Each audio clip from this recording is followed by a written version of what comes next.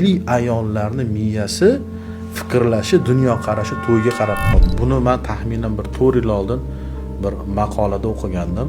Maqolani anaqasi 2014 2015-yilda katta konferensiya bo'lgan. Konferensiyada islom sivilizatsiyasiga hissa qo'shgan olimlar degan konferensiya bo'lgan ekan. Shu konferensiyada bitta katta olim nima maqola bilan, nima anaqa bilan chiqsam ekan degan savol qiziqtirib, keyin kitoblarni qarasa, kutubxonalardagi aksariyat kitoblar, juda ko'p kitoblar aynan O'rta Osiyo, Morin-Nahr tarafdan chiqqan olimlarga tegishli ekan.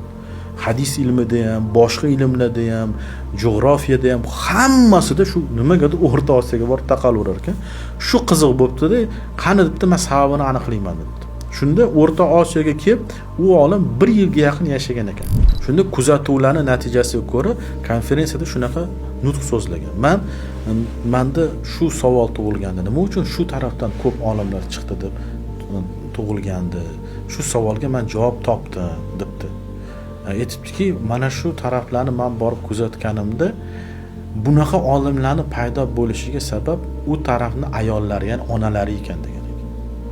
Agar hamma olimlarni o'rgansam, shu olimlar onasi bolasini o'qitishga bo'lgan motivatsiyasi juda yuqori bo'lgan ekan. Buxoriydan tortib barcha allomalarda onani roli juda katta bo'lgan ekan. Haqiqatdan ham onalar farzandini shakllanishida, uni olim bo'lishida yoki juda kuchli inson bo'lishida roli juda kattaligini ta'kidlagan. Va eng qiziq joyini aytaymi? Hozir ham bu joyi ayollari juda kuchli ekan. Shunaqangi kuchli ekanki, faqat ularning e'tibori ilmga emas, to'yga qaratilib qopti. Men O'zbekiston, O'rta Osiyoda dang'illama, ajoyib to'ylarni ko'rmadim. Shunaqangi detallashtirilgan to'ylar o'tdi. Har bir bosqichi bor to'yi, har bir bosqichda marosimi bor, har bir marosimining ichida o'sha kiyimidan tortib kichik detallarigacha shunaqangi e'tibor berishar ekan. Men aytdimki, bu kuchli ayollarning miyasi, fikrlashi, dunyoqarashi to'yga qarab qoldi. Shuning uchun aynan O'rta Osiyoda hozir eng chiroyli, eng dabdabali to'ylar bo'layotgan ekan deb javob bergan ekan. Shuni o'qigandim. Bundan 3-4 yil oldin. Haqiqatdan ham shunaqa. Erkaklarimizni kuchli bo'lishi ayollarimizga bog'liq. Ya'ni bir ayol o'zini farzandini ilmli qilaman deb harakat qilsa, shu haqiqatdan ham shu farzand ilmli, kelajakda bir o'zini o'rnini topgan buyuk shaxs bo'lib yetishadi.